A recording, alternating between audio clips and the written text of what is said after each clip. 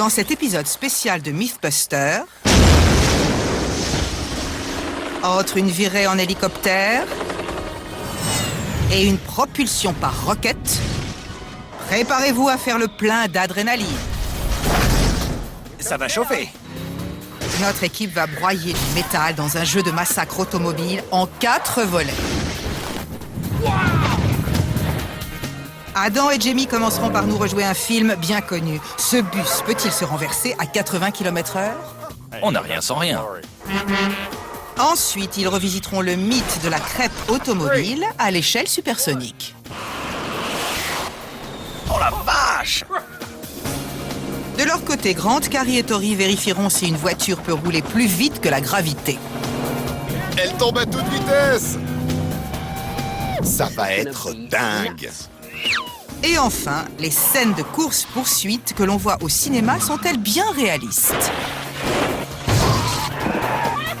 Embarquez dans le bus des Mythbusters.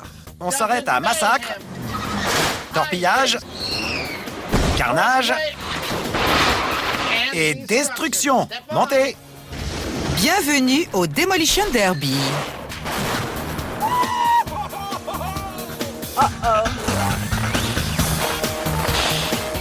Qui sont les Mythbusters? Adam Savage J'adore les résultats. et Jamie Heineman.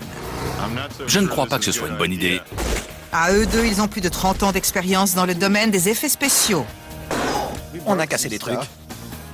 À leur côté, Tori Bellecci, Allumez le feu! Grant Imahara Attention! et Carrie Byron. On n'a peut-être pas de grenades, mais on s'y connaît en chimie. Ils ne se contentent pas de recenser les mythes, ils les mettent à l'épreuve.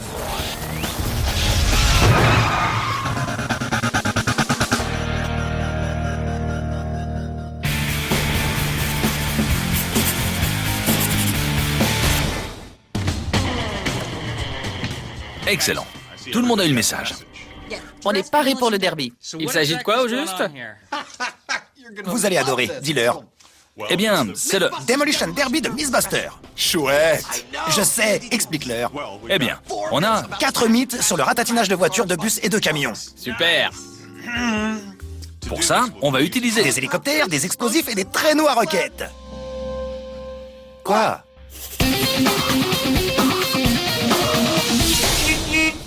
On va jouer aux charades façon Mythbusters. Tu dois trouver le film et le mythe.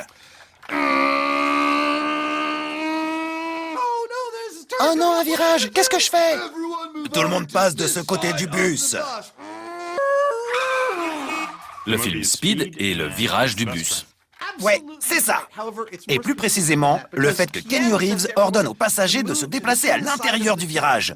Alors, ce qu'on va tester, c'est le mythe qui veut qu'en roulant à 80 km/h, ce bus se renverserait si personne ne se déplaçait.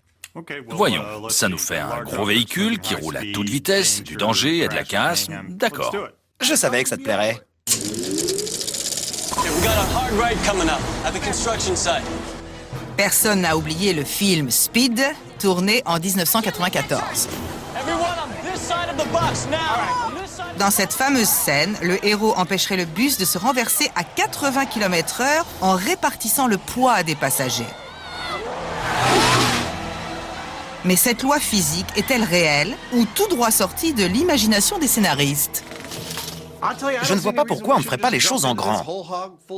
Il va nous falloir un bus un peu plus grand. Mais est-ce qu'on pourra le conduire? Justement, j'ai une très bonne nouvelle. La compagnie d'assurance a dit qu'on avait le droit de prendre le volant pour cette expérience. Vraiment? Ouais, et c'est parti. Soit, mais ne brûlons pas les étapes. Bienvenue à bord! Avant que nos amis prennent le volant, voyons en quoi consiste l'expérience. D'après notre mythe, il faudrait déplacer le centre de gravité du bus vers la droite pour effectuer un virage à droite.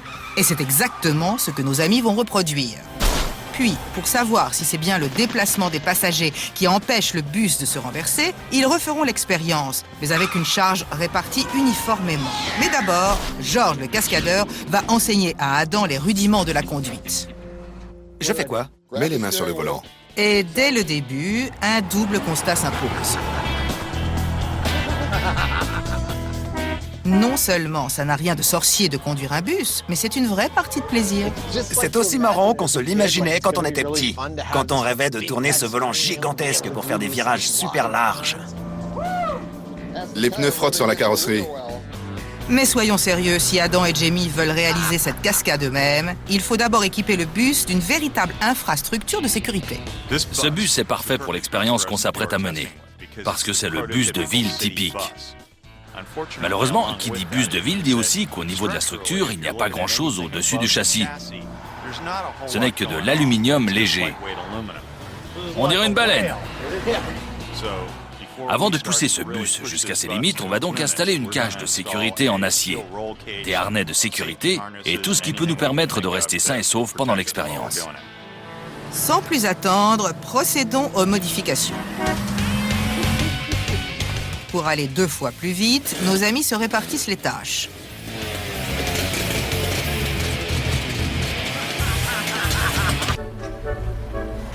Notez la différence dans la méthode.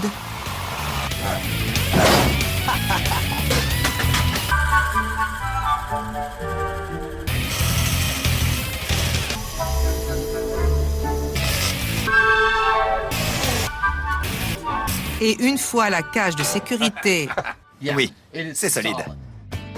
les vitres en plastique, les harnais et le siège de sécurité installés, il ne reste plus qu'à baptiser le bus. Un véhicule conçu par la société de transport Mythbuster. Puis retour sur le lieu de l'expérience à Alameda où Jamie se fait voler la première place dans le cœur de Adam. J'aime ce bus. Mais malheureusement pour Adam, l'objet de son affection a rendez-vous avec son funeste destin. Chaud devant! On a disposé des plots de manière à représenter une autoroute. Il s'agit d'une autoroute virtuelle qui reproduit le tracé de celle qu'on voit dans le film.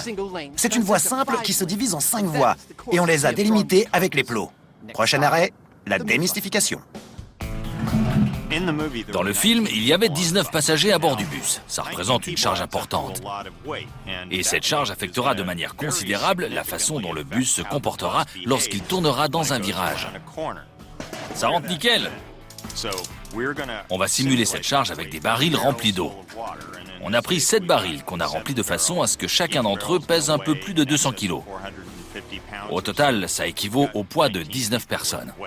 Voilà pour les préparatifs de la première expérience qui consiste simplement à reproduire la scène du film. C'est un vrai joujou de cascadeur, ce truc.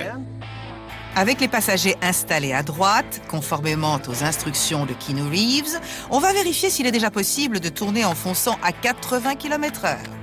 Amuse-toi bien. Compte sur moi. À tout à l'heure. Si le bus peut tourner, nos amis auront leur référence de base. Dans le cas contraire, il se renversera et Adam se retrouvera piégé à l'intérieur.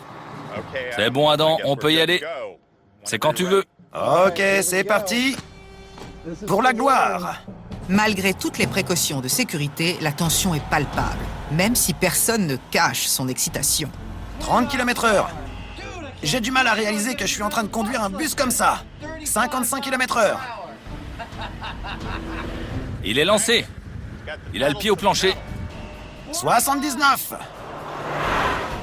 80 km/h. Ça y est, je suis prêt à tourner.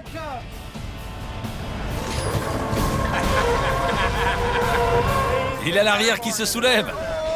C'est bon, j'ai réussi. Voilà un homme heureux. Malgré la souffrance évidente des pneus, le bus a réussi à tourner, mais comme dans le film, de justesse.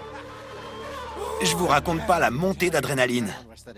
J'ai réussi à tourner exactement comme dans le film, à la même vitesse et dans le même bus, avec la charge concentrée à l'intérieur du virage. Bien joué. Mon cœur battait à 100 à l'heure. Ça veut tout dire. On a raté la prise? Je peux le refaire? Étonnamment, la loi physique du film s'est parfaitement vérifiée avec cette expérience. Les passagers s'étaient tous déplacés sur un côté du bus, et c'est ce qu'on a fait avec les barils d'eau. Et le bus ne s'est pas renversé en tournant. Jusque-là, le film tient la route. Mais ensuite, Mon expérience a prouvé qu'il est possible de prendre un virage comme dans le film. Mais est-ce que c'est dû à la répartition de la charge? On n'en sait rien, et c'est ce qu'on va chercher à découvrir.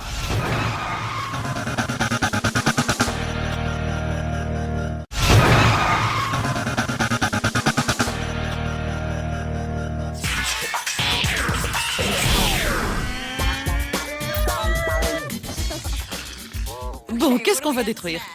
On a un programme de démolition en 4 étapes. Il y a des voitures, un étal maraîcher, une clôture, un semi-remorque et une caravane. On va tester des collisions de cinéma pour voir si elles sont un tant soit peu réalisables. Comme quand ils foncent dans un étal de maraîcher et que tout le monde s'en sort. C'est ça. Oui, ou comme quand ils défoncent des clôtures grillagées. Ou comme quand ils éventrent une caravane l'air de rien. Comme dans Mad Max? Exactement. Et à quoi servira le camion? À décapiter une voiture. J'adore. Le camion traverse la route, la voiture n'a pas le temps de freiner, elle passe en dessous, elle se fait décapiter, mais le conducteur n'a rien. On va bien s'amuser. Dans la vie réelle, est-ce que ces collisions ressembleraient à ça? Et le conducteur s'en sortirait-il sans une égratignure? Alors on fait ça? Ça va être simple. On va installer les obstacles comme dans les films. Et on va foncer dedans avec une voiture pour voir ce que ça donne. On va radiocommander des voitures. Non, on va retourner à E-Tech. Leur système de remorquage avait super bien marché la dernière fois. Bonne idée. Ça me fait moins de travail. On commence par quoi? Les fruits! Qui veut une pastèque?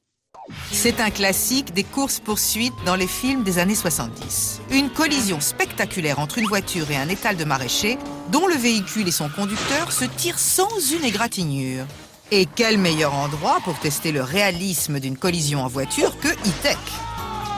C'est là que notre équipe avait déjà percuté à maintes reprises un élan empaillé. Cette fois, ce sont des fruits et légumes périmés que l'on a fait venir. C'est l'étal de fruits et légumes qui servira pour la scène de la course-poursuite.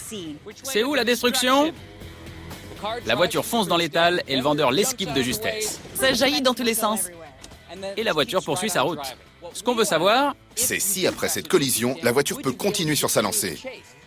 D'après moi, le radiateur explose, la voiture surchauffe et on cale sur le côté de la route avant de se faire cueillir par les flics. J'espère qu'aucune voiture ne va foncer dans mon étal. Dans ce cas, l'emplacement est plutôt mal choisi, car bientôt une voiture déboulera à toute allure. La voiture va rouler à 110 km/h, parce que dans une course-poursuite, il faut aller le plus vite possible tout en gardant le contrôle du véhicule. C'est pourquoi on a choisi cette vitesse. Voilà comment va se dérouler notre première collision. Je me trouve sur la remorqueuse qui va tirer la voiture dans un rapport de 2 à 1. Ça veut dire que quand la remorqueuse roulera à 55 km/h, la voiture ira à 110 km/h. Elle sera remorquée tout le long de la piste par un câble avant d'être lâchée à cet endroit. Et elle percutera cet étal de façon spectaculaire.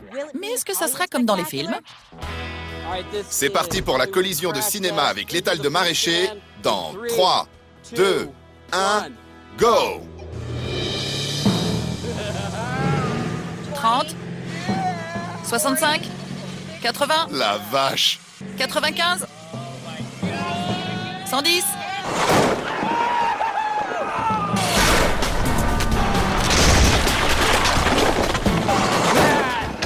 C'était génial! Ça fait une salade bien remuée.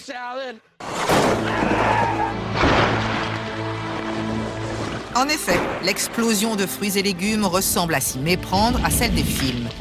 Et on comprend pourquoi c'est devenu un classique. Ça passe aussi très bien à la télévision. C'était exactement comme au cinéma. C'était magnifique. Mais dans la réalité, la voiture s'en est-elle sortie indemne? Et a-t-elle pu continuer sa course? Je crois que même si on arrive à défoncer l'étal, on n'arrive plus bien à voir à travers le pare-brise. Regardez, ça fait une bouillie poisseuse. Contrairement au pare-brise, la réponse semble plutôt claire. Une lourde quantité de fruits et légumes disposés sur un étal solide constitue un obstacle dangereux. Maintenant que vous voyez ça, vous en pensez quoi? C'est exactement comme dans les films. Oui, pas étonnant qu'ils utilisent tout le temps des étals de maraîcher.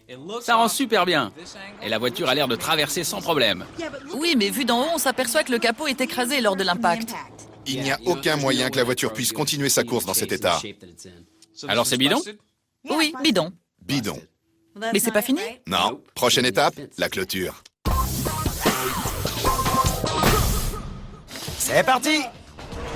Jusque-là, le film tient la route. Il a l'arrière qui se soulève. Avec une charge répartie comme dans le film, Adam a réussi à tourner, mais seulement de justesse. J'ai réussi! Et maintenant?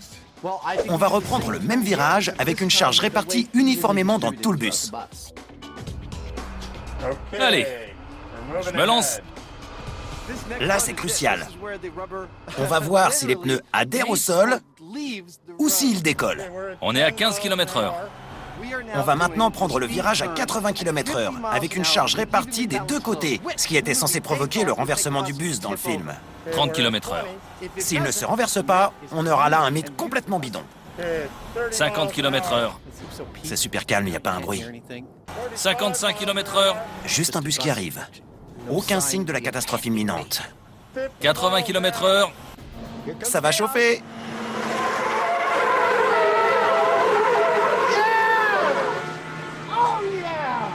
C'était magnifique!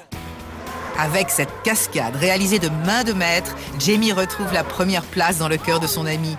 Mais le bus ne s'est pas renversé. C'est frustrant parce que j'ai donné tout ce que je pouvais. Mais malheureusement, le bus ne voulait pas basculer. Pour en avoir le cœur net, Adam propose à Jamie de recommencer. Attention les petits clous, j'arrive. Il a l'air content, vous entendez? Ça n'arrive pas tous les jours dans le coin.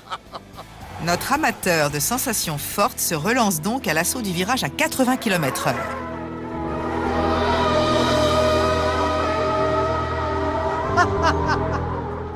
C'est bon, je suis convaincu. Encore une fois, le bus a tangué dangereusement, mais il ne s'est pas renversé.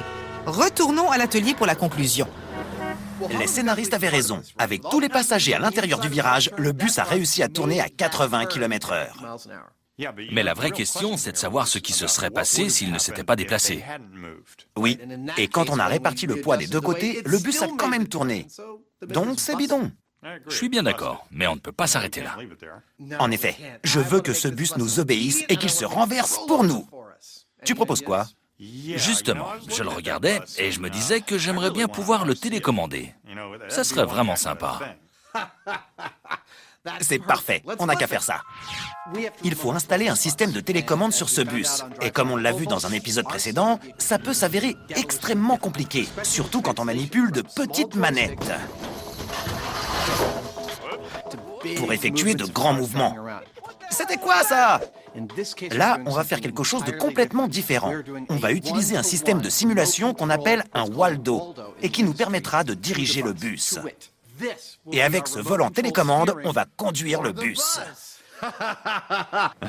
Ça va être marrant. Il y aura un interrupteur pour les freins et un interrupteur pour l'accélérateur qui seront soit sur marche, soit sur arrêt. Et là, on a le volant qui nous permettra de manœuvrer tout en finesse. On espère. Manque plus qu'un porte-gobelet. Pendant ce temps, Ça ne va pas, là. Jamie a pour mission délicate de transmettre mécaniquement l'information depuis le volant de Adam jusqu'au bus. Et comme toujours, notre maestro à moustache parvient à ses fins. Je crois que tout est en place. Actionne les commandes ici et je vais vérifier là-bas. D'accord. Ok, braque à fond à droite. À fond à droite? Ouais, Super! c'est un virage serré, là. C'est génial! Je sens qu'on va s'éclater avec ce truc.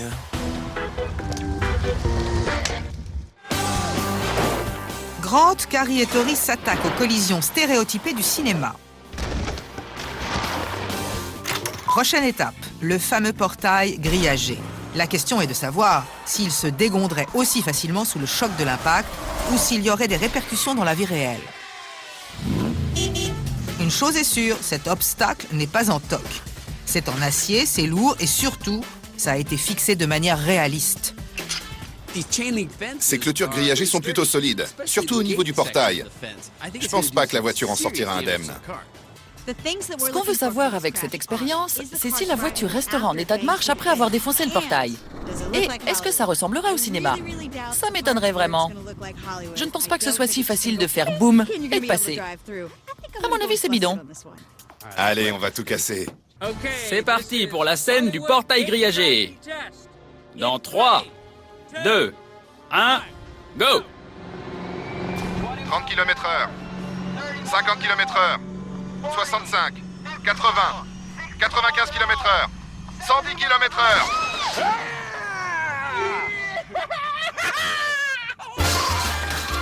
À première vue, la conclusion s'impose d'elle-même. C'était comme dans les films. C'était exactement comme dans les films.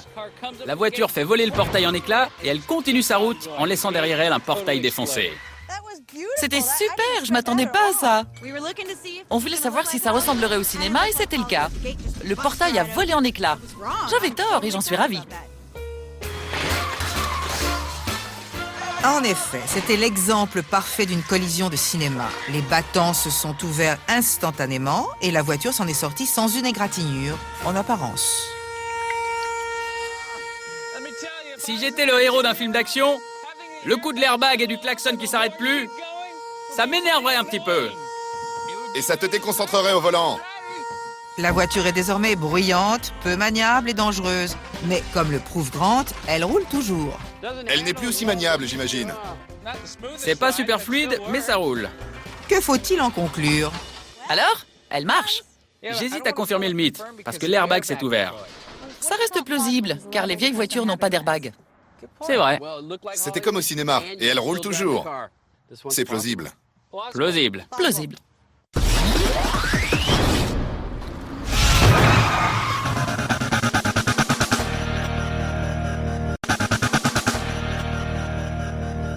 Avant de revenir aux collisions de cinéma, notre carnage automobile va prendre un peu d'altitude. C'est quoi la suite? Ça va être énorme. On va larguer une voiture de 1200 mètres d'altitude. Ça a l'air sympa. C'est quoi le mythe? On a un hélicoptère auquel une voiture est suspendue à 1200 mètres d'altitude. Et au sol, on a un X géant. Oui, j'ai déjà vu ça. Il y a une deuxième voiture au sol qui se trouve aussi à 1200 mètres du X et qui roule à toute vitesse. On donne un signal à l'hélicoptère pour qu'il largue l'autre voiture et c'est à celle qui arrivera la première au X. Quelle voiture va battre l'autre? Ça dépend de plusieurs facteurs. Par exemple, est-ce que la voiture atterrira à plat comme dans la pub? Oui, ça compte, parce que c'est la surface de résistance à l'air qui détermine la vitesse de la chute. Tout à fait. Et je veux savoir quelles sont les chances qu'une voiture larguée de 1200 mètres tombe sur le X. Avant d'attaquer l'expérience grandeur nature, on pourrait larguer une ou deux voitures d'une grue pour voir ce que ça donne. C'est vraiment énorme si on en est à se dire que la petite échelle, c'est d'utiliser une grue. Eh oui, c'est aussi simple que ça. Une petite pièce, monsieur? Les grues vont soulever chaque voiture avant de les larguer. Elle est immense, cette grue. Je sais. Au cas où vous vous demanderiez pourquoi nos amis se préoccupent autant de la chute, écoutez Grant. La façon dont la voiture tombe est déterminante. Si elle tombe à plat comme dans la pub, elle offre davantage de résistance à l'air. Et il lui faut alors plus de temps pour tomber avant de s'écraser. Ok, on est bon. Si elle tombe le capot en avant, elle offrira moins de résistance à l'air, qui la fera tomber plus vite. Et alors le mythe sera bidon. Soulevez-la à l'endroit d'où on va la larguer. Je trouve ce mythe extrêmement compliqué.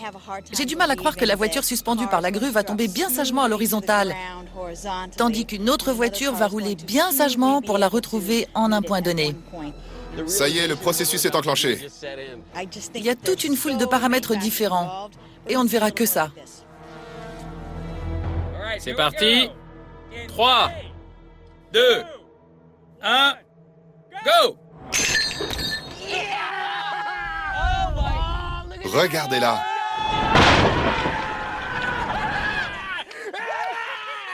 Oh la vache, quelle chute! Vous avez vu comme elle s'est penchée en avant?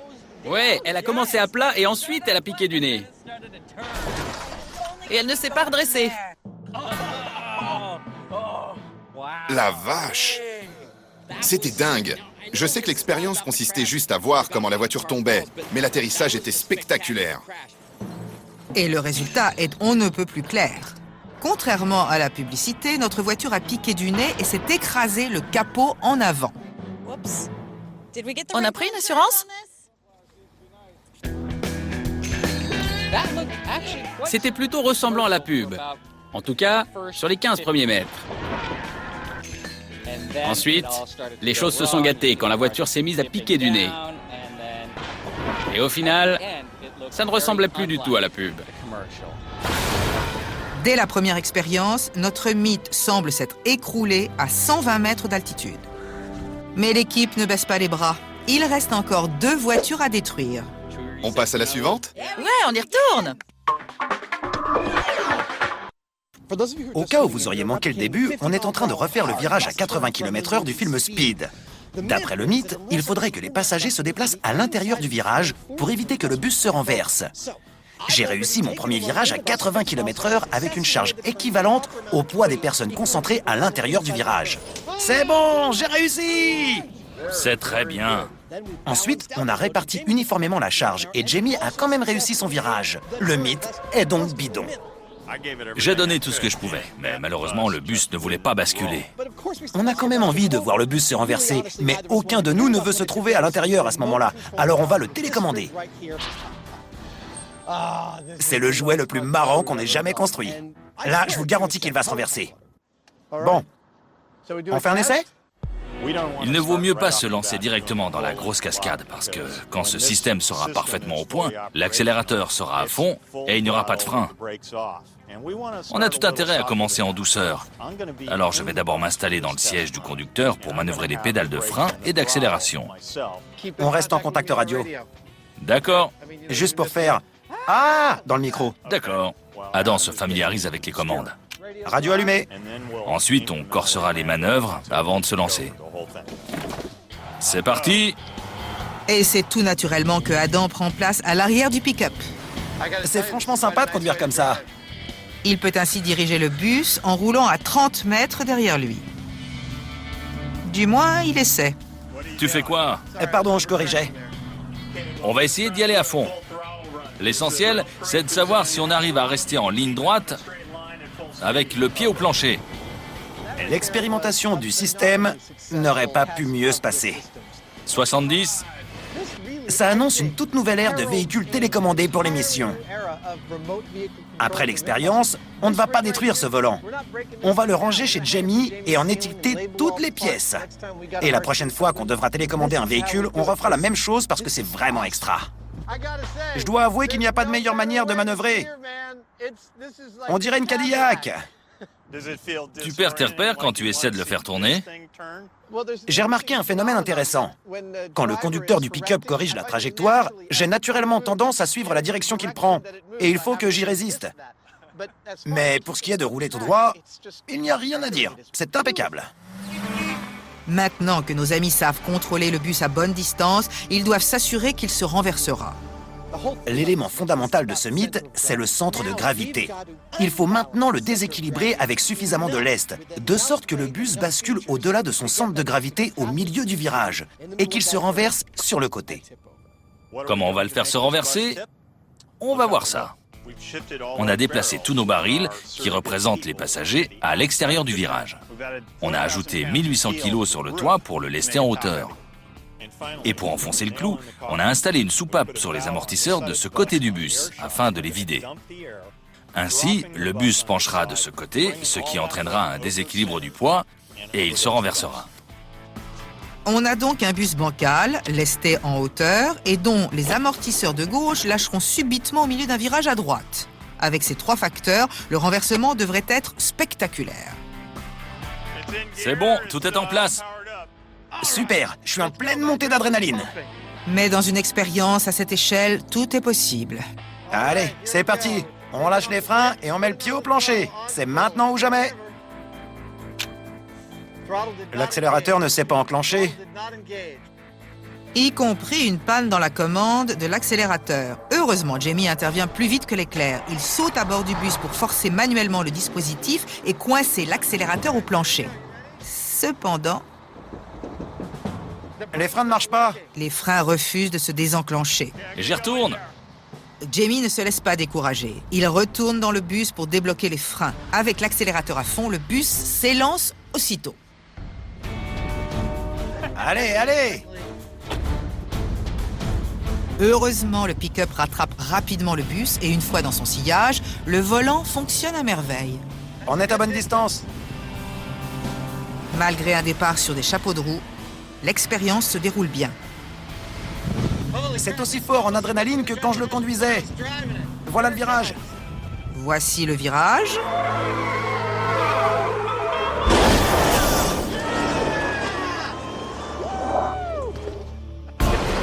Et le moment tant attendu arrive enfin. Le bus se renverse à 80 km/h. Et cela va sans dire, Génial! nos amis sont plutôt fiers de leur coup.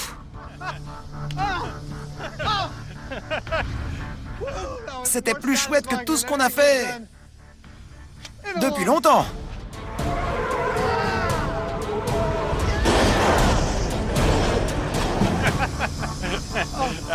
On a un peu improvisé à la dernière minute. J'ai dû le lancer à fond la caisse et descendre le plus vite possible. Je sentais que t'allais faire ça. C'était autre chose au début. Je commençais à en avoir marre des problèmes de radio. Le servomoteur ne voulait pas marcher, alors j'ai enclenché l'interrupteur de l'accélérateur et j'ai couru le plus vite possible. Il fallait que j'arrive au pick-up avant que le bus soit hors de portée.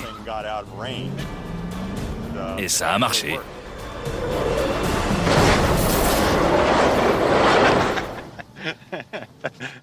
Allez, go! C'était un peu gonflé, mais on n'a rien sans rien. Si on fait attention, on voit que j'étais beaucoup plus calme quand je télécommandais le bus que quand je le conduisais pour de vrai. C'est parce que cette télécommande de simulation était en panne aux 2/3. Il n'y avait plus que le volant qui marchait, et en fait, c'est tout ce qu'il nous fallait.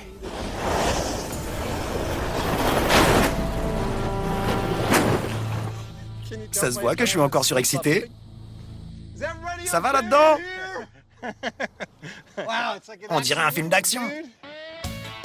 Voilà un autre mythe du cinéma d'action qui vole en éclats.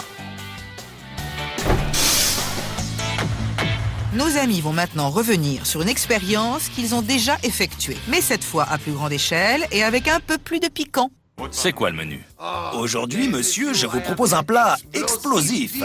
Il s'agit de la fusion entre plusieurs éléments, dont l'association dégage un délicat fumet d'huile brûlée et d'acier fondu. Voici la crêpe automobile. On a eu quelques problèmes la première fois, alors je veux bien renouveler l'expérience. C'est justement ce genre d'approche qui rend ce plat délicieux. Cette scène phénoménale est un grand classique. Deux semi-remorques se télescopent sur une autoroute dans un choc d'une extrême violence. Leurs cabines se retrouvent fusionnées, de part et d'autre d'une voiture transformée en crêpe. Mais lors de la première expérience, tout ne s'était pas déroulé au mieux. Oh non! On avait eu droit à la fugue d'un camion, Oh non! une collision unilatérale, Adieu voiture. et surtout un choc désynchronisé. Ce n'était pas terrible, mais on ne peut pas la refaire. Il aura fallu attendre 3 ans. Mais si, on peut la refaire. Qu'est-ce qu'on va modifier cette fois? D'après les fans de l'émission, si on n'avait pas réussi à fusionner les cabines ni à transformer la voiture en crêpe, c'est parce qu'on avait fait quelques erreurs. On avait notamment négligé le timing.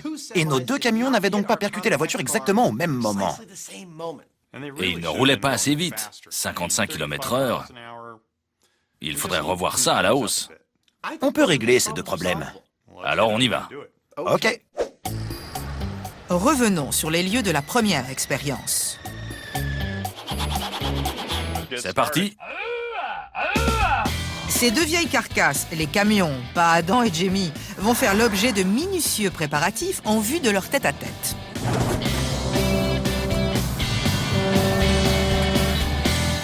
Nos amis vont utiliser le même dispositif que lors de l'expérience précédente, ce qui leur fait gagner du temps. Pour que les camions viennent écraser la voiture au même moment, ils seront remorqués par des câbles de longueur strictement identique.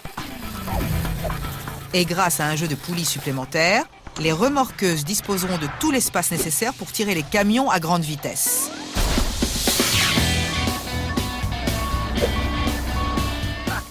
Alors, ça te plaît? C'est solide comme un roc. Ça rentre pile poil. Une fois les câbles installés et les remorques fixées aux cabines, J'adore scier de l'acier. voyons à quoi ressemble notre future crêpe. Voici notre voiture compacte qui va devenir encore un peu plus compacte dans peu de temps. Après l'expérience, sa valeur à l'Argus sera exactement de 0. Et l'occasion est vraiment trop belle. Voilà, c'était son tout dernier tour de piste. Adam et Jamie prodiguent les derniers sacrements à la voiture avant sa rencontre funeste avec 2 camions. Puis, ils installent des conducteurs pour le moins réticents et on les comprend. On fait ensuite venir les remorqueuses. Il n'y a plus qu'à y fixer les câbles. C'est le dernier maillon de la chaîne. Voilà. Et nos amis en ont presque fini. Mais en fin de journée, les avis divergent sur un dernier détail, la corde d'arrachement. Au moment de l'impact, la corde cédera et empêchera les camions de s'arrêter net. Mais si elle n'est pas assez solide, elle cédera trop tôt et les camions se feront la malle. Jamie, je pense que la corde va tenir. Non, je pense qu'il faudrait la doubler. Alors tu t'en occupes. J'en vois pas l'intérêt, mais c'est toi qui vois. Après une discussion hors caméra, nos amis décident de ne pas doubler la corde, mais d'utiliser 3 longueurs au lieu de 4. Après cette dernière opération, ils sont enfin prêts. On a environ 1500 mètres de câbles et 2 camions hors d'âge qui sont déjà sur le point de tomber en ruine. Marc et Kazay, allumez vos moteurs. Merci. On a une corde ainsi que des poulies et des manilles un peu partout. Et les 3 véhicules doivent se percuter au même moment. On va démarrer en douceur. Et après, on passe aux choses sérieuses. Les chances que la collision se passe comme prévu sont extrêmement faibles quand on y pense. 3, 2, 1, go! Malgré le pessimisme de Jamie, les choses s'annoncent bien. Vous êtes parfaitement en place. Tout se déroule à merveille. Mais tout à coup, notre machine bien huilée s'enraye. Hein? Ils s'en vont. On a un camion en fuite. L'un des 2 camions se dirige tout droit vers la baie de San Francisco. Il va plonger dans l'eau. Non, non, non, non, non, non, non! Ouais! Ça aurait été amusant d'expliquer au secours les circonstances de ce plongeon. Bon sang! L'autre camion reste plus sage et se contente simplement d'emboutir une clôture grillagée. La corde a cédé. Jamie, je crois que t'avais raison. Il faut plus de cordes. Et oui, c'est bien la corde qui a cédé, mais en bon professionnel, Jamie résiste à l'envie de faire la leçon à son ami. Du moins à voix haute. Le maillon faible de la chaîne, c'était cette fameuse corde. Et c'est justement le rôle qu'on voulait qu'elle joue. Pour ce qui est du niveau de résistance qu'elle est censée avoir, franchement, on n'en a pas la moindre idée. Mais il faut croire qu'on s'est trompé. On a besoin de plus de cordes. Oh non! Adam et Jamie volent au secours des camions pour évaluer et réparer les dégâts. Jamie, il faut aussi réparer la barre de direction. Et comme une équipe bien rodée, nos amis parviennent rapidement à remettre les camions en état. Malheureusement, le jour baisse. C'est bon, on peut y aller. Non, il fait trop sombre. Pas de vitesse, pas d'accident de camion. On va tout reporter à demain matin. D'accord.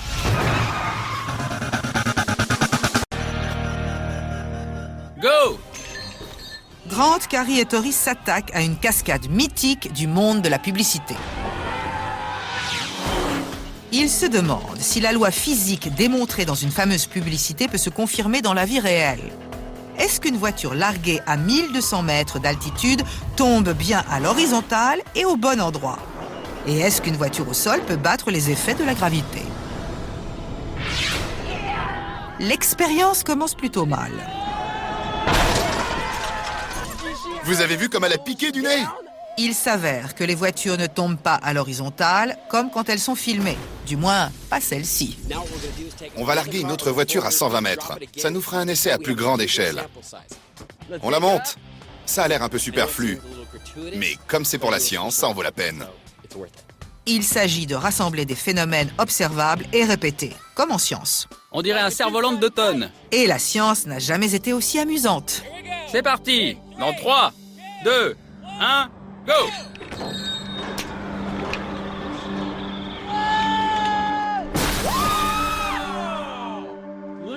Regardez-la.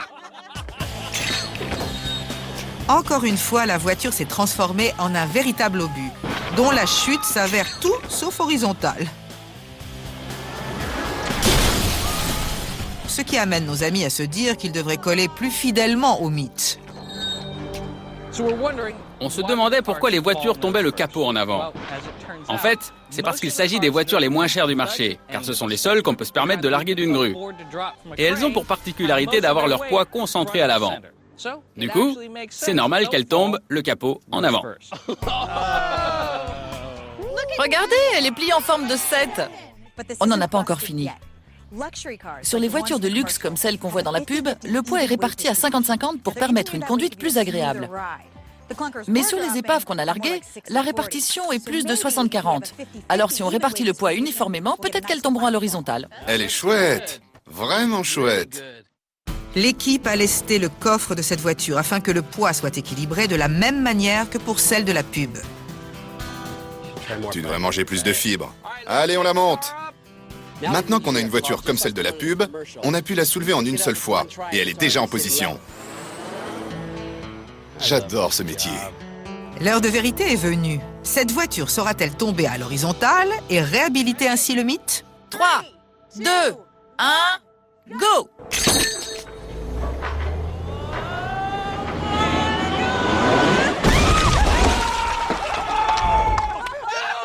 Elle a fait toute la chute à plat. C'était génial! C'était parfait. Vous avez senti l'onde de choc? Ouais! Go! C'était une chute impeccable. On a réparti la charge à 50-50 et elle est tombée complètement à l'horizontale.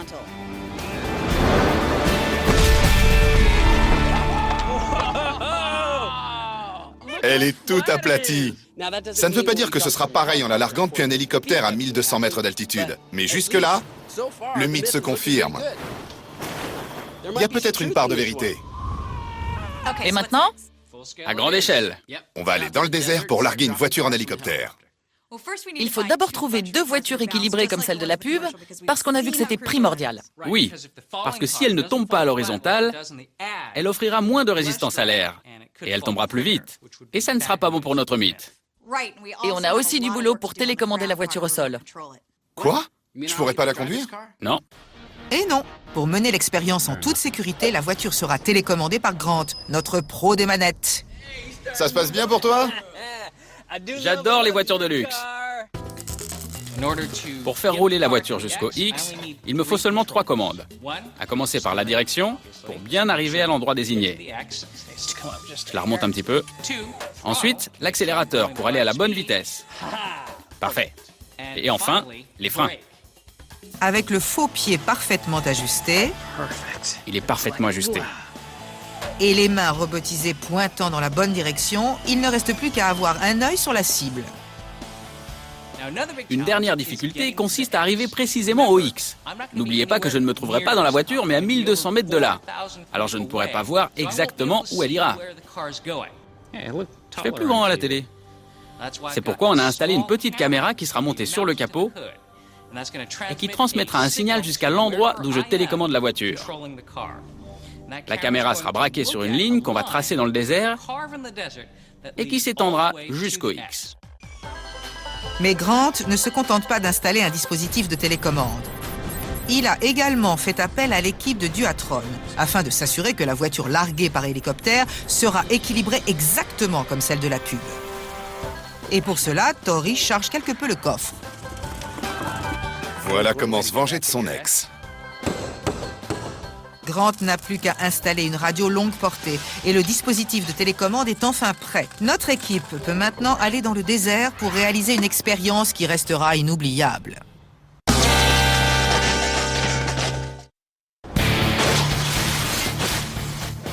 Cela faisait 3 ans que Adam et Jamie attendaient de retenter leur expérience à plus grande échelle. Il va plonger dans l'eau. Non, non, non, non, non, non. Ouais, Le mythe de la crêpe automobile. bon sang. Mais jusqu'ici, ça s'annonce plutôt mal. Comme je le dis toujours, l'échec est toujours possible. Nos camions ont décidé de se faire la belle hier, mais on a réussi à les ramener dans le droit chemin. Maintenant, ils sont fin prêts, et dans quelques minutes, on va retenter le grand face-à-face. Et tandis que Jamie s'assure que la corde d'arrachement ne cédera pas prématurément, Adam affiche en grand sa devise préférée. D'accord, ça ne fait qu'une moitié de phrase. Mais figurez-vous que j'ai inscrit la première moitié à 1500 mètres d'ici. Et pendant une brève seconde, on pourra lire la phrase en entier, juste avant la destruction ultime de tout notre dispositif. Ça sera dément!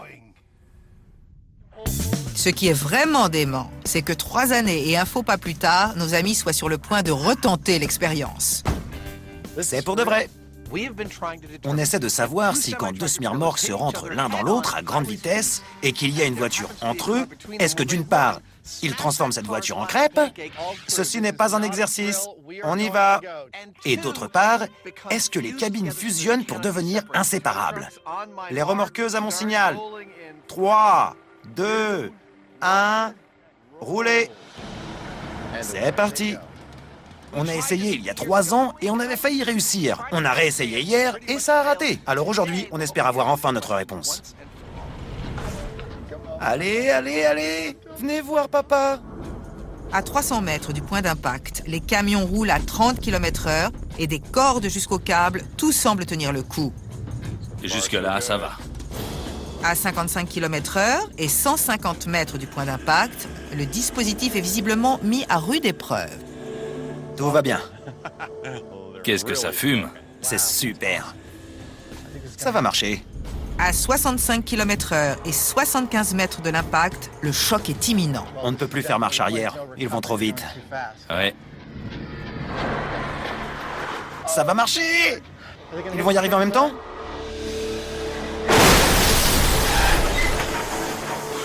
Waouh!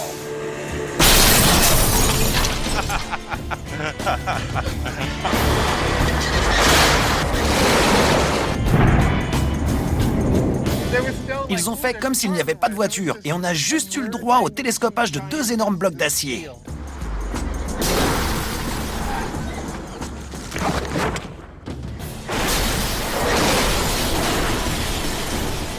C'était absolument fantastique. Tout a marché à la perfection. Si j'étais quelqu'un d'autre, je te ferais un câlin. Adam et Jamie sont visiblement soulagés par cette réussite tant espérée. Et depuis le point d'observation, le mythe semble bien se confirmer. La synchronisation à grande vitesse est parfaite et les camions se sont encastrés l'un dans l'autre en faisant littéralement disparaître la voiture.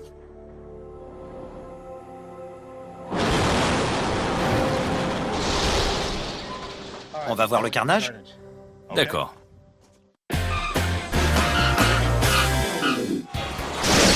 Avant de retourner dans le désert pour le grand largage de voitures, Grant, Carrie et Tori doivent encore tester 2 collisions de cinéma. C'était comme dans les films! Ils vont à présent reproduire une scène de l'un des films préférés de Tori, Mad Max.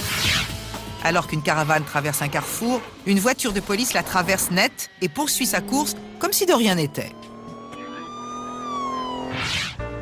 Ce n'est pas que Grant se la joue diva, mais ça fait longtemps qu'il réclame une caravane. Stop! Et maintenant, je me retire dans ma caravane. Qu'il en profite, ça va pas durer.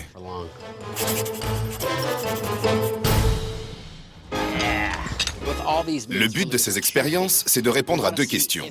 On veut savoir si ces collisions ressemblent à celles qu'on voit dans les films.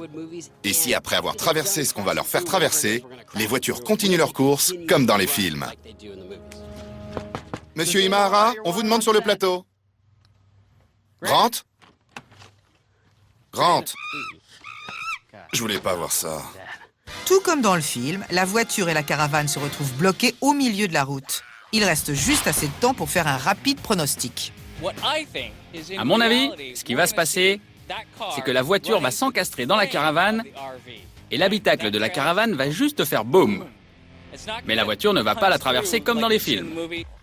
Je préfère éviter les explosions inutiles. La voiture va foncer dans le tas et ça va faire des dégâts. Tout est en place. Vous êtes prêts à voir ce que ça donne en vrai? Ouais, ça te fait quoi qu'on se serve de ta caravane? Vous n'allez pas l'abîmer. Mais non. T'en fais pas. Destruction de caravane dans 3, 2, 1, go! 15, 30, 50, 65, Elle arrive! 95, 110 km/h. Ma caravane! Loin des cascades spectaculaires du cinéma, l'expérience se solde juste par un bon gros carton.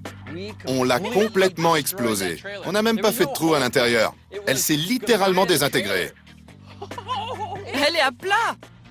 Il faut toujours qu'on gâche tout. T'inquiète pas, on va la réparer. Voici tout ce qui reste de la loge confortable de notre ami. Il y a même de la fumée, c'est génial. La caravane est en ruine et la conclusion ne se fait pas attendre. C'était vraiment spectaculaire. Mais ce n'était pas comme au cinéma où la voiture éventre proprement la caravane avant de continuer sa course. Là, la voiture a pris un sacré coup et elle n'est clairement plus en état de rouler. C'était génial. La voiture est rentrée dans le châssis et la caravane s'est désintégrée. C'est un mythe bidon à 2 points de vue. Non seulement ça ne ressemblait pas au cinéma, mais la voiture n'était plus en état de rouler. Alors c'est bidon sur les 2 plans.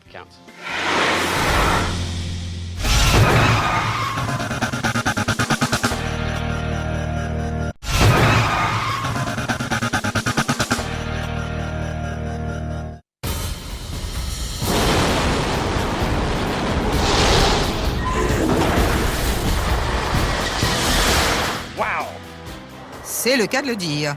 Notre équipe vient de réussir brillamment ce qui restera l'une des expériences les plus délicates dans toute l'histoire de Mythbusters. On peut lire « L'échec est toujours quelque chose ». N'est plus possible, tu veux dire? À 1500 mètres de distance, ils ont réussi à orchestrer une collision frontale entre 2 camions. On va voir le carnage? D'accord.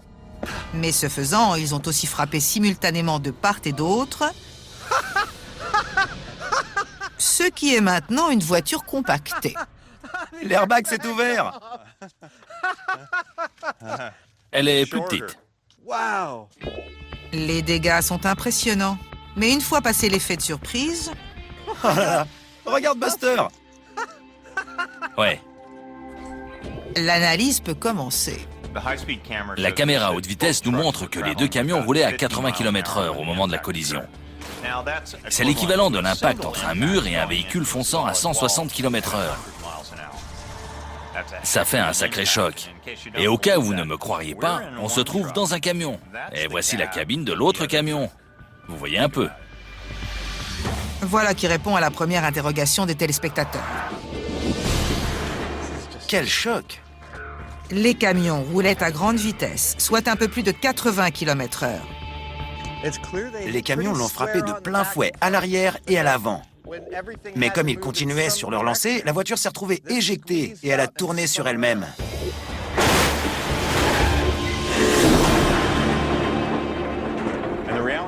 On devrait s'attendre à ce que 2 véhicules de ce type se télescopent en accordéon, et non à ce qu'ils glissent d'un côté ou de l'autre. Mais il y avait une chance sur 1 milliard que ça se produise. Dans une collision comme ça, les trucs pivotent et toutes sortes de masses partent dans tous les sens. C'était franchement improbable. Il n'y a donc pas de crêpes cachées. Quant à la deuxième partie de l'équation, Il y avait énormément d'énergie dans cette collision, mais pas de fusion. c'est un véritable carnage, comme en attestent ces morceaux de camion qui n'ont rien à faire là. Mais comme l'a dit Jamie, aucun signe de la fusion attendu. C'est nickel. Par rapport à notre premier essai, on a augmenté la vitesse de 35% et ça a donné une parfaite collision frontale. Nickel n'est pas le mot que j'emploierais. Les camions n'ont pas fusionné et la voiture est toujours là. Ce n'est pas très bon pour notre mythe. Non. À l'instar des malheureux conducteurs, le mythe semble franchement malmené. Mais Adam et Jamie n'en ont pas encore fini avec eux. Car pour la réédition de cette expérience, ils ont décidé de voir les choses en grand. On passe notre temps à manipuler des tas d'armes et d'explosifs, mais tu sais ce qui me fait le plus peur? Quoi? Prendre l'autoroute. Et tout le monde le fait.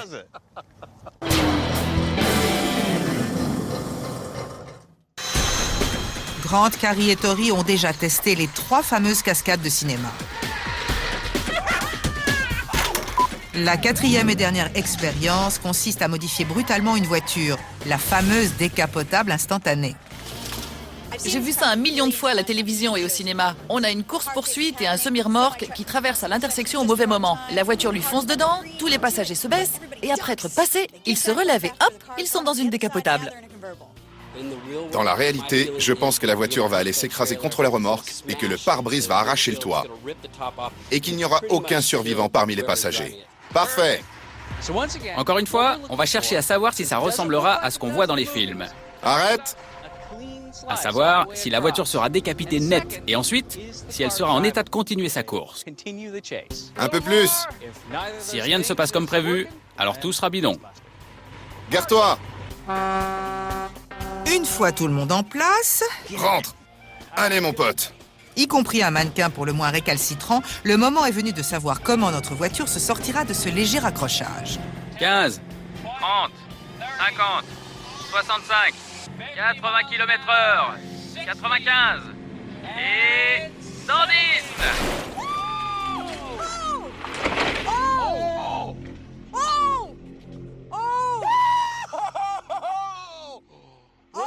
Qu'est-ce qu'il y a de l'autre côté?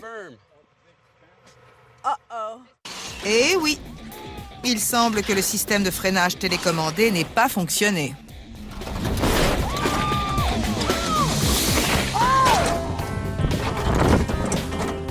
Oh la vache! C'est génial! C'était un truc de dingue! Regarde le toit! Il est resté sous le camion! Oui, elle s'est transformée en décapotable! Elle est passée de l'autre côté!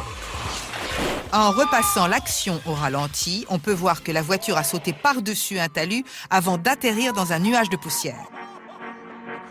Heureusement, l'endroit était désert et il n'y a pas eu de casse. C'est génial! C'est une décapotable, ça a marché! Après le soulagement, vient le bilan. C'est génial! Oh la vache! Elle est complètement décapitée. Eh ouais, c'est plutôt pas mal. Elle a continué à rouler, elle s'est transformée en décapotable. Et notre mannequin a l'air d'aller bien. Ce que vous voyez là, c'est dû au fait que le système de freinage ne s'est pas complètement enclenché. Et comme il y avait un petit talus au bout de la piste, notre voiture est partie à la verticale et a atterri de l'autre côté. On a du mal à déterminer si les dégâts sont dus au fait que la voiture est passée sous le camion ou qu'elle a pris le talus pour un tremplin. Mais on peut dire sans problème que le mythe est plausible. En revoyant les images, le doute n'est plus permis. La voiture s'est bel et bien transformée instantanément en décapotable. Et l'espace d'un instant, elle a semblé encore en état de rouler. Du moins à en juger par sa vitesse. Plausible. Plausible. Plausible. Comment on va dégager cette épave de là? On la rebalance de l'autre côté. On a fait la décapotable, l'étal maraîcher, la caravane et la clôture. Quel est le bilan? 2 cascades étaient bidons. Tu réalises qu'on en a eu 2 de plausibles? C'est une première pour des cascades de films. Qui l'eût cru? Parfois le cinéma est crédible. J'adore les mythes du grand écran.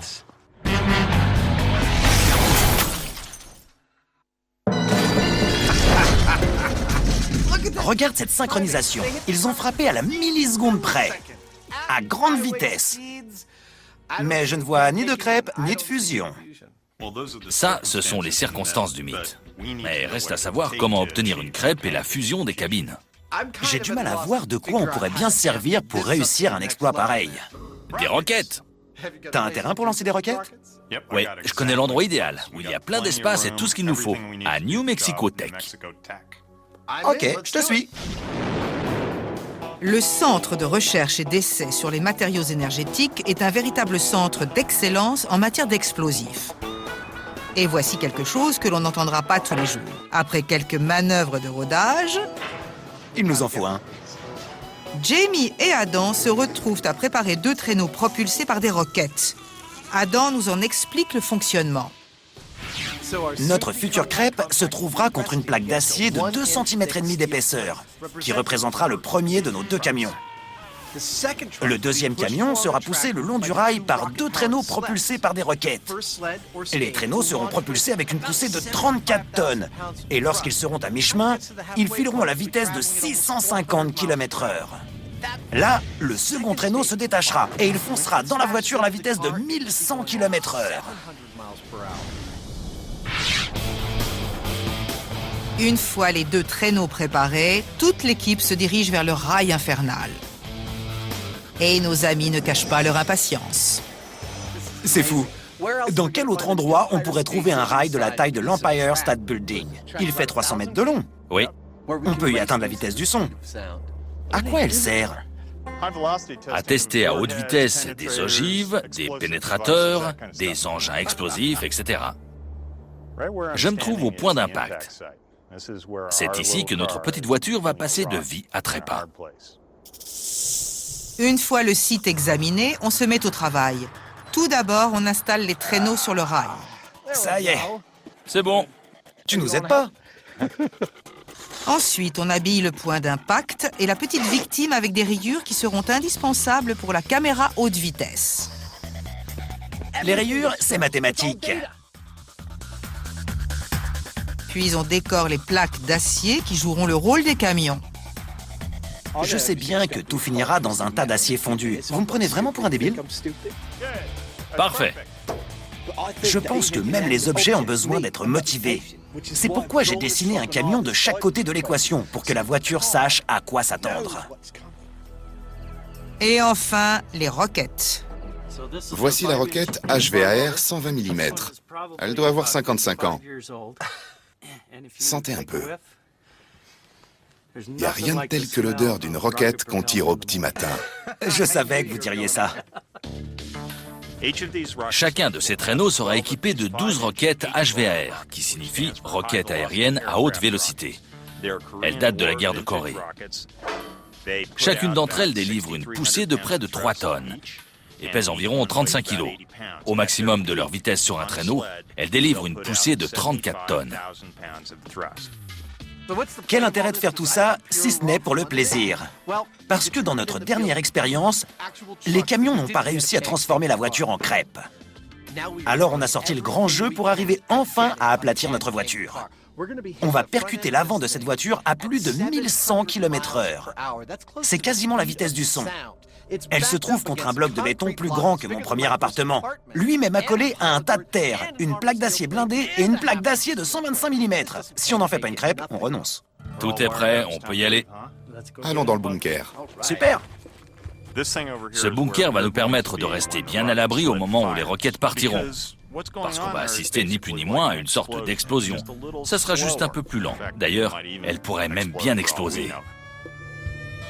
C'est parti pour la crêpe à la roquette dans 3, 2, 1.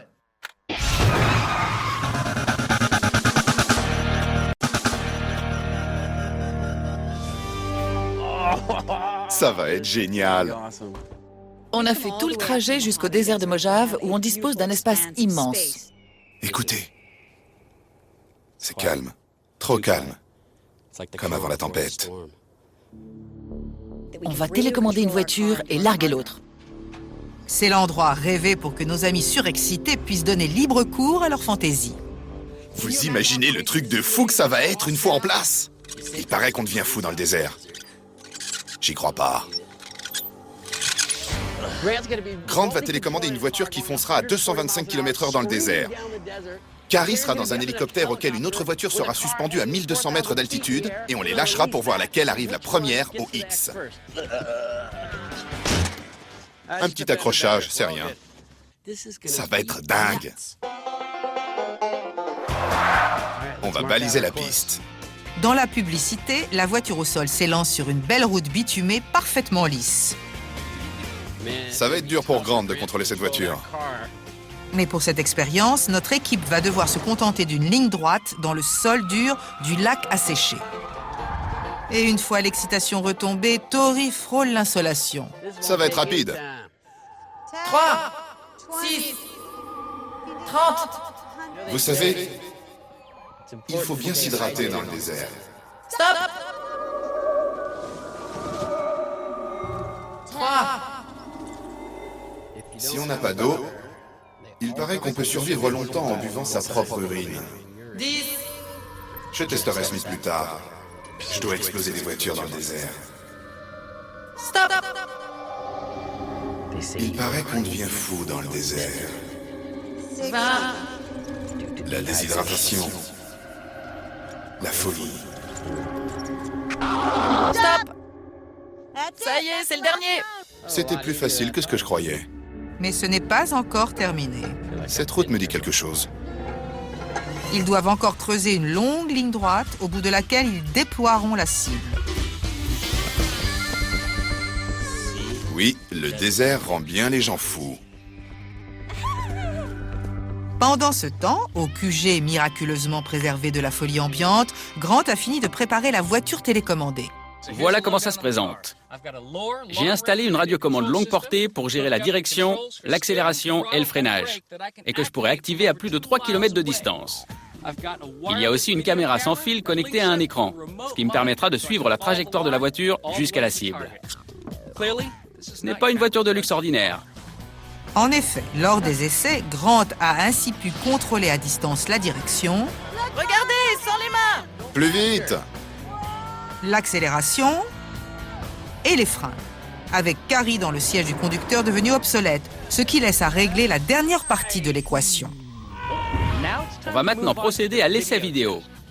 L'essentiel, c'est de savoir si j'arriverai à voir la ligne que vous avez tracée. Cette fois, c'est Tori qui prend place dans le fameux siège, d'où il n'aura qu'à contrôler les pédales. Prêt pour la vidéo? Tori, tu es prêt? C'est quand vous voulez. Prêt? Vas-y. Vas-y. C'est un démarrage en beauté. Impeccable. Mais alors que Tori approche les 80 km/h, Grant commence à perdre la trajectoire T'as perdu la ligne. ainsi que le signal vidéo. Bon, je vais actionner les freins. Arrête, arrête. Arrête. Je crois que l'essai est terminé. On était à 65. T'imagines à 225? Le premier essai n'est donc pas une réussite. J'ai flippé pendant une seconde. Tu veux réessayer? Te décourage pas, c'est comme aux jeux vidéo. Mais le deuxième T'as bu, Grant? et le troisième essai sont encore pires. Tu perds le contrôle, tu te sens bien? Ça va? Ouais. Parce que t'as l'air de paniquer, là. Il y a de quoi. Toute l'expérience repose sur la capacité de Grant à réussir. Mais après quelques intenses minutes de réflexion, nos amis trouvent une solution à leur problème. Ils retirent la caméra du capot pour la fixer sur le toit, ce qui permettra à Grant de mieux voir la ligne. Allez, on réessaye. Le résultat est immédiat. Je dois être à 95 km/h là. Avec un point de vue surélevé, impossible de dévier. C'est bon. Oh non. Mais avec une nouvelle panne vidéo, il conduit à l'aveugle. Ça allait bien jusqu'à ce que ça plante. Et il ne peut pas se le permettre lors d'un essai à 225 km/h. Apparemment, il y a énormément d'interférences sur ce terrain. Il y a une base aérienne pas très loin d'ici, alors c'est possible qu'avec tous les signaux radio qu'ils émettent, ça interfère avec notre signal vidéo. Quoi qu'il en soit, il faut maintenant passer au plan B. Maintenant qu'on a l'hélicoptère, je pourrais peut-être y embarquer pour télécommander la voiture depuis là-haut. Le plus important, c'est que le récepteur de la vidéo soit braqué en permanence vers la voiture. Et pour ça, je pourrais demander à Tori de le maintenir en direction de la voiture pendant qu'on la suit. Comme ça, je ne perdrai pas le signal vidéo. Du moins, c'est l'idée. Ce Demolition Derby est un véritable festival de casse en tout genre.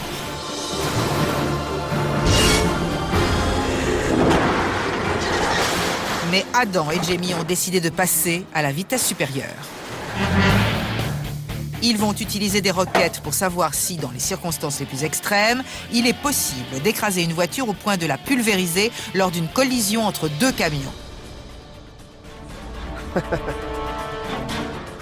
Pour ce faire, New Mexico Tech leur a permis d'utiliser son rail d'essai. Je vous explique comment ça va se passer.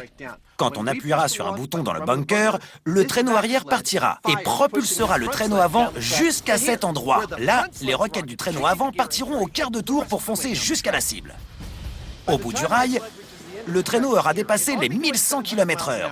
Il quittera alors le rail et s'élancera sur 6 mètres pour venir s'écraser dans notre petite voiture en plein dans le capot. Derrière elle, il y a une plaque d'acier et un bloc de béton. Voilà comment on simule une collision entre deux camions à la vitesse du son. Assez discuté, passons maintenant aux choses sérieuses. T'es prêt? Oui, Je peux appuyer sur le bouton? vas-y. C'est parti pour la crêpe à la roquette dans 3, 2, 1.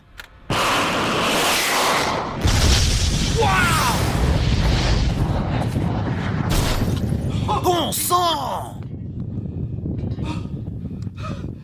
Ça rigole pas. Oh non! Le deuxième traîneau, c'était hallucinant.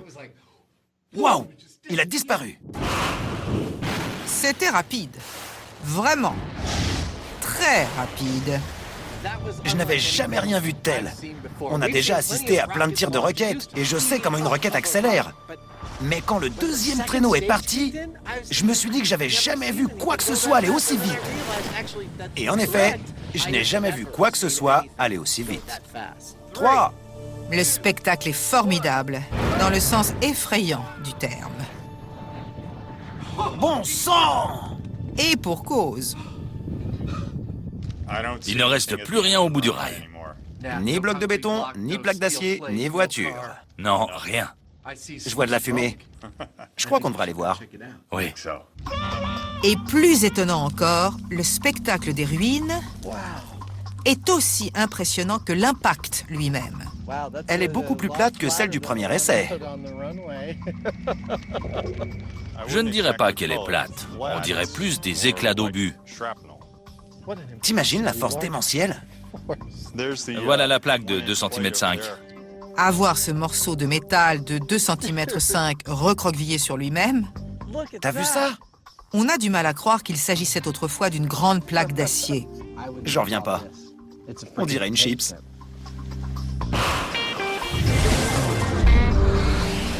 Revoyons la scène. La vache! La voiture s'est fait dévorer.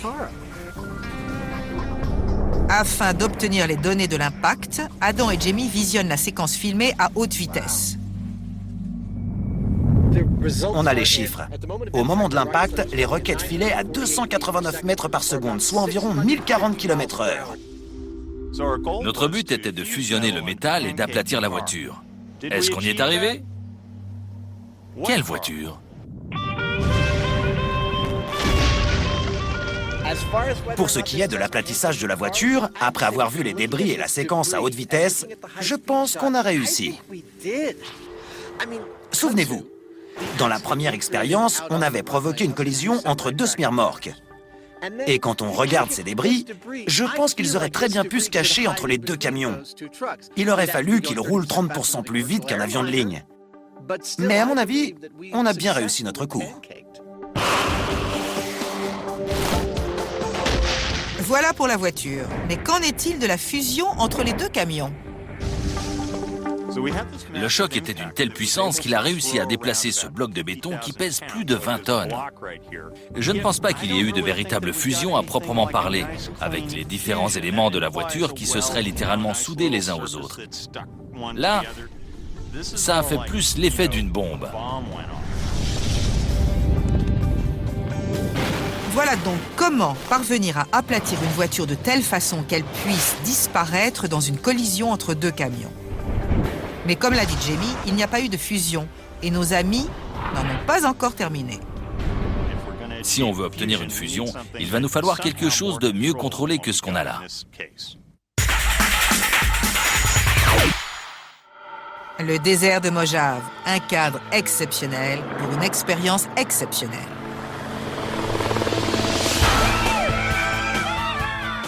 Regardez, sans les mains! Ça va être dingue. Mais ce n'est pas gagné. T'as bu, Grant? Nos amis rencontrent quelques problèmes avec la transmission vidéo de leur voiture télécommandée. Ça allait bien jusqu'à ce que ça plante. Il n'y a plus qu'une solution. Invoquer tous les saints qui veillent sur l'émission et passer au plan B. On a un plan B, c'est l'hélicoptère. Mais honnêtement, si ça ne marche pas, c'est fichu. On n'a pas de plan C. On croise les doigts super fort. Mais si on peut suivre la voiture avec l'antenne à bord de l'hélicoptère et que Grant arrive à maintenir une transmission vidéo depuis là-haut, on devrait pouvoir réussir. T'es prêt, Grant? Je crois. Le pire, ce serait qu'on perde la voiture et qu'elle se retourne. L'antenne est directionnelle. Il ne suffit pas de l'accrocher à l'hélico pour qu'elle marche. C'est parti! Je vais devoir tenir l'antenne en la pointant vers la voiture, de façon à ce que Grant maintienne son signal vidéo. Il sera assis à l'arrière pour télécommander la voiture en regardant l'écran, ce qui lui permettra de lui faire suivre la ligne en accélérant jusqu'à ce qu'elle arrive au X. Ça va être dément. En plus de tester ce nouveau dispositif, Grant va aussi procéder à un essai de vitesse. On veut voir à quelle vitesse la voiture peut aller. Parce que dans l'idéal, elle devrait rouler à 225 km/h.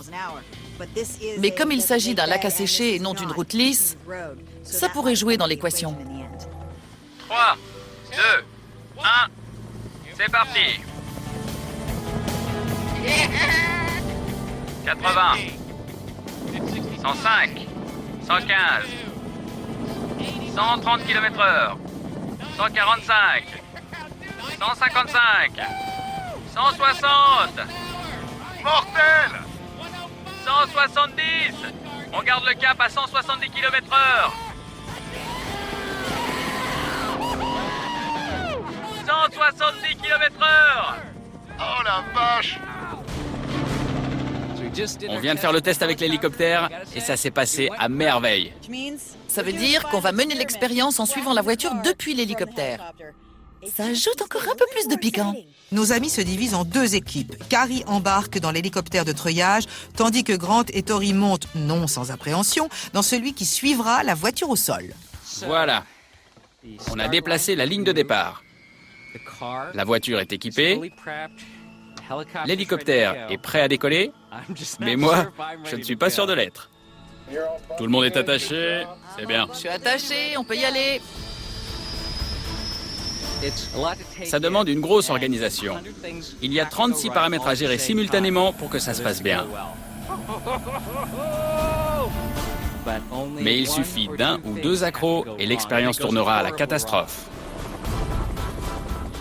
Alors, je vais respirer un bon coup et je vais faire en sorte que mes doigts ne ripent pas sur le boîtier de télécommande. C'est pas un peu cool, ça?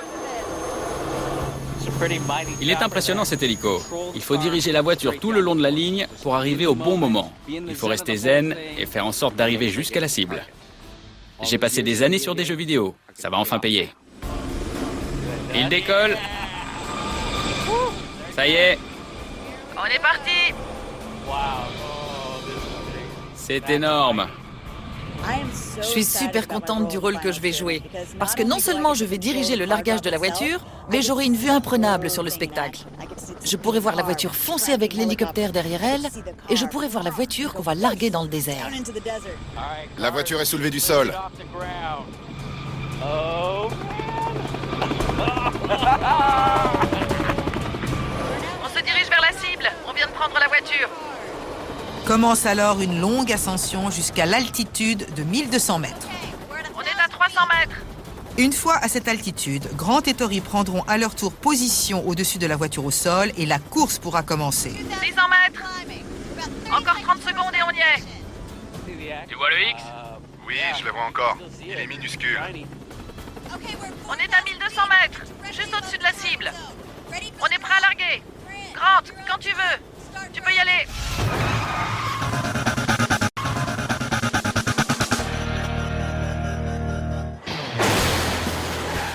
Le Demolition Derby de Mythbuster bat son plein. Adam et Jamie ont réussi à transformer leur voiture en crêpe automobile.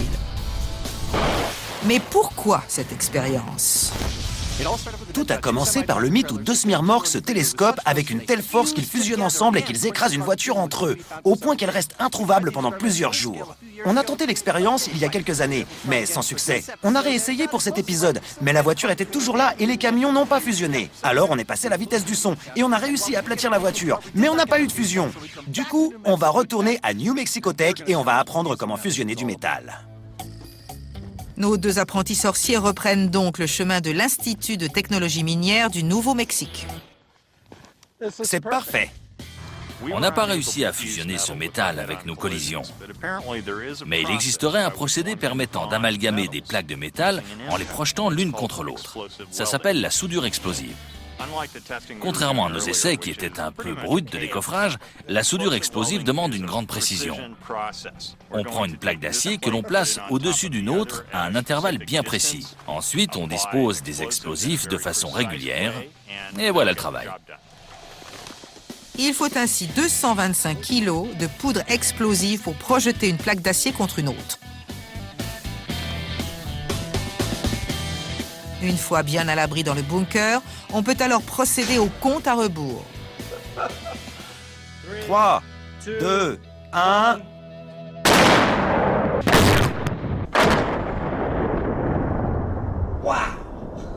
Ça a fait un bruit sourd. C'était quelque chose.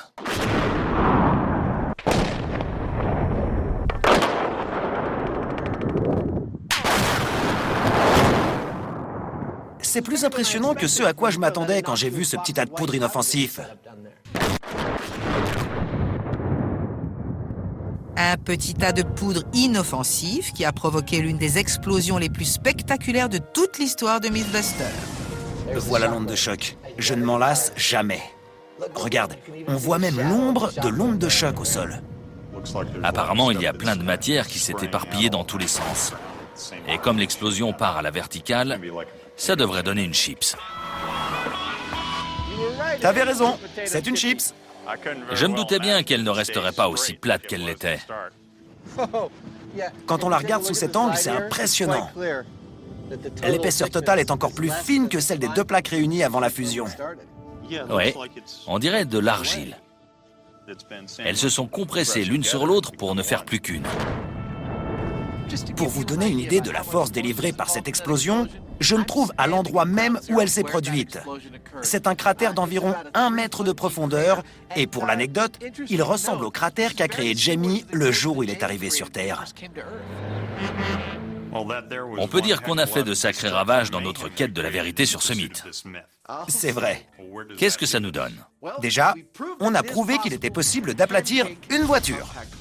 Même s'il faut aller à la vitesse du son pour y arriver. Et on a prouvé qu'on pouvait fusionner 2 morceaux de métal. Avec plus de 200 kilos de puissants explosifs. Et comme aucun de ces deux phénomènes ne s'est produit sur une autoroute que je connaisse, je pense que ce mythe est... Bidon. Oui, encore bidon.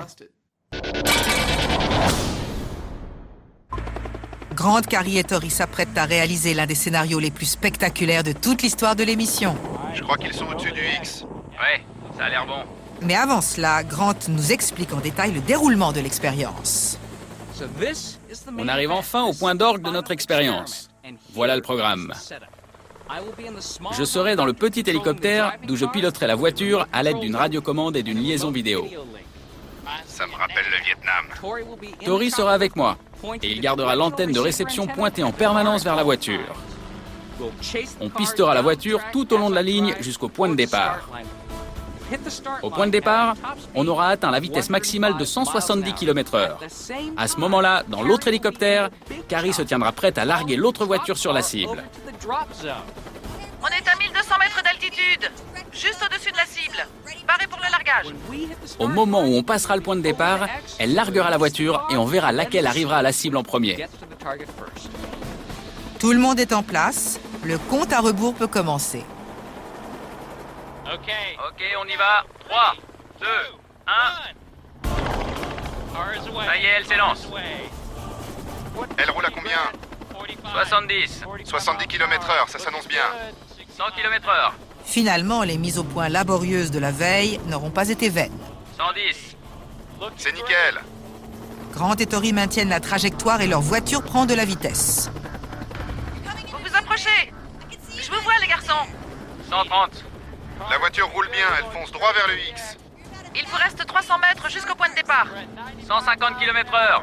Garde le cap. Ça s'annonce bien, Grant, ça s'annonce bien. J'attends. On y est presque. Ok. 150 mètres. 170. On maintient la vitesse.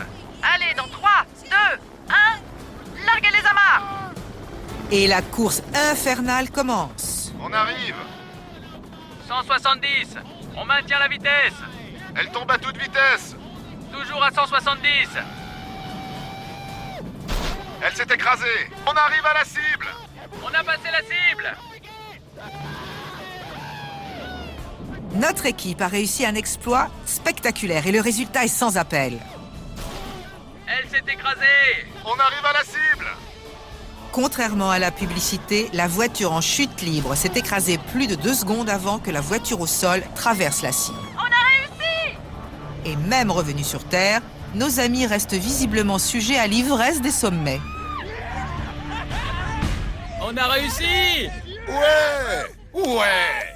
C'était pas comme Luke Skywalker dans la tranchée de l'étoile noire. Tu as traversé le X. Merci. Mais c'était comme dans l'étoile noire avec un X au bout.